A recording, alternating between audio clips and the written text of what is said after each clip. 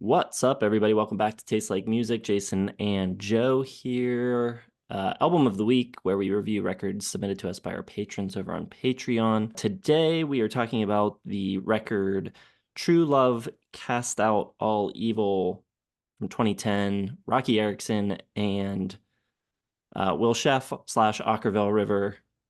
Will Sheff produced. Okkervil River is the backing band on the record. Yeah, I don't. He's got kind of a complicated life. He was famously in the 13th Floor Elevators. After that, he had some other bands through the 80s. He was a diagnosed schizophrenic. He was in like an insane asylum or something. I don't know. There's a lot of lore that I'm not 100% filled in on, but this is later in his life, 2010. I think this is sort of after things had sort of stabilized a bit. They got his medications right, and yeah, I knew absolutely nothing about this record going into it. Didn't know what to expect. Yeah, I knew a little Rocky Erickson, and because this was picked, I listened to some more of his solo stuff. I'd heard maybe one of this 13-4 Elevators albums, but not too up on Rocky. I also don't think I've ever listened to a Will Sheff or Okkervil River album, so I was pretty much a newbie going into this one. They I am more familiar with. I've heard at least a handful of their records. They've got quite a few, so I don't think I've heard them all, but a decent bit. Let's get into the record. The songwriting. I think it's really strong on this record. Really, I thought it was melodically engaging, really memorable songs, a lot of really heartfelt and like emotionally vulnerable moments on it, which I did not necessarily expect from Roky Erickson. Be and Bring Me Home, I think, is a great love song.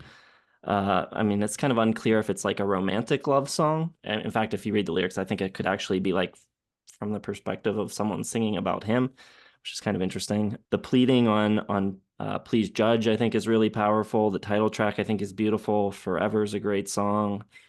I was taken pretty by surprise by this record. I thought the songwriting, top to bottom, was pretty excellent. This songwriting for me is, I don't know, it's tough for me.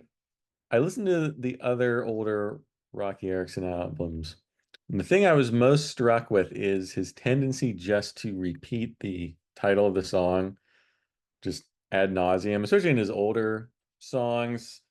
And mostly, you were listening to it for kind of the rambunctiousness of it. There's some Blue Oyster Cult and Alice Cooper influences, but the big thing was just those rip-roaring guitar solos and leads that were all over the place. So doing an album like this, I think it's pretty much the same style of songwriting. It's just a little less about aliens and evil creatures and stuff like that. A lot more personal. So I didn't, and some of his older records I kind of got annoyed with because he just like literally would repeat the title of the song 1,000 times. Here it's not quite as noticeable because it's a little more like filled out and the songs have a little more space in them. But I don't think he's a great lyricist.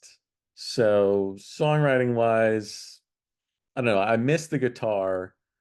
I think this is probably his best written songwriting album, but I'm not really in it for the songwriting from him. And to me, this kind of feels like, I don't know, a later period Warren Zevon kind of thing where he's sort of tangling and wrestling with old age and sort of the end of a career, maybe. So lyrically, I thought it was decent, but song wise, I don't know, I was kind of just meh about it, mostly because of the songwriting style and the music style more than the actual like literal lyrics and stuff like that, though. So let's talk about the musicianship then. I'm also quite a big fan of the playing on this record. I think Okkervil River is pitch perfect for these songs. I think they enhance the songs. They add to the emotion and the drama of them, and there's some great guitar tones, and that lead guitar tone on Forever, I think, is great. There's like a noisy feedback build up on Goodbye Sweet Dreams that I think is really awesome and raucous.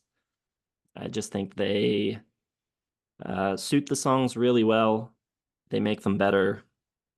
Yeah, and they just sound really good. So I'm high on the playing as well. I think the playing's great. Don't get me wrong. The playing itself is almost perfect. Like there's so little that seems out of place. And like it seems like I don't know. To me, it's a little too like immaculate for what Roky Erickson was about.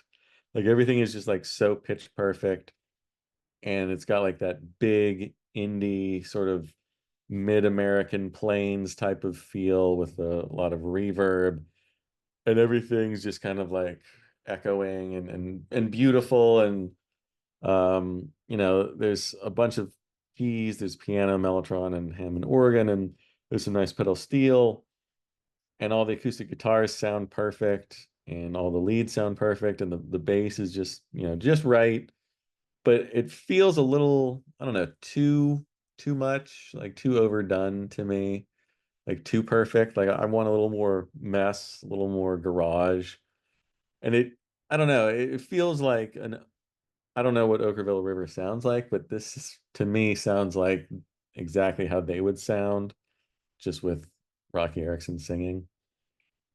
So I don't know. Do we get any of Roky Erickson other than in the lyrics? I know he wrote the songs, but to me it doesn't sound anything like anything I've ever heard from him.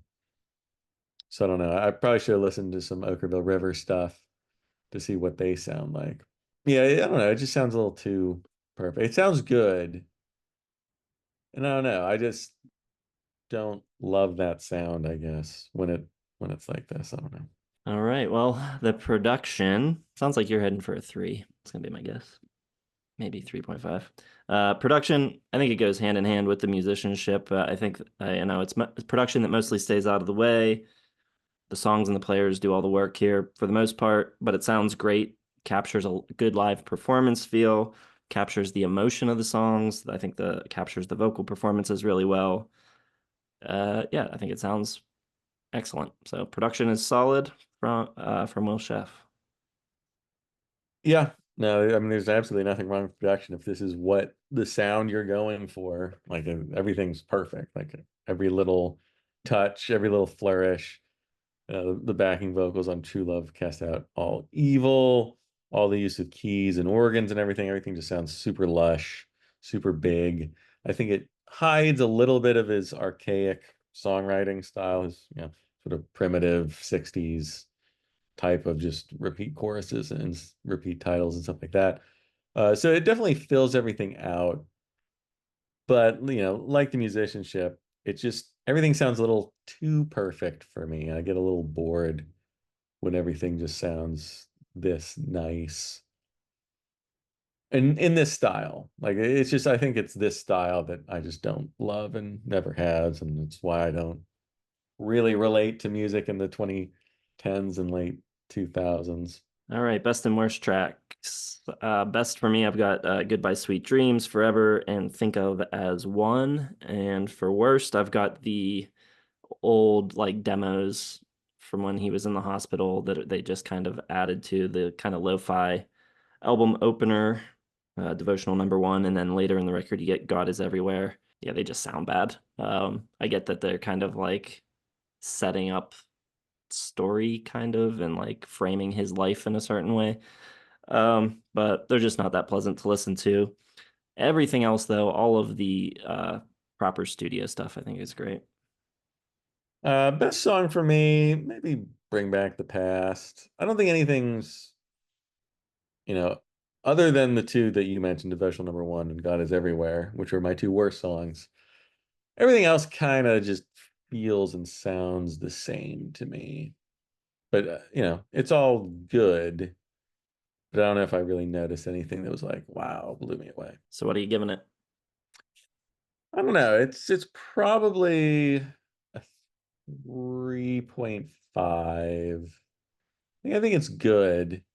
And I think it's really well made. And I think it was a good idea for him to get, a backing band.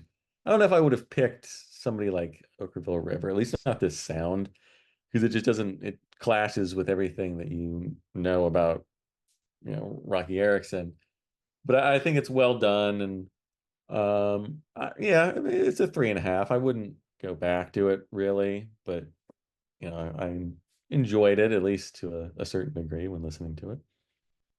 Well, I liked it a lot more. I'm at 4.5, and it is probably my second favorite of the albums of the week, behind only Georges Ben George. So, yeah, I thought it was great. Was very surprised. Okay, so let us know what you think of this record. If you've heard it, drop your thoughts in the comments. Hit the like button, subscribe, check the video description for our Patreon. And yeah, thanks for watching. We'll see you in the next one.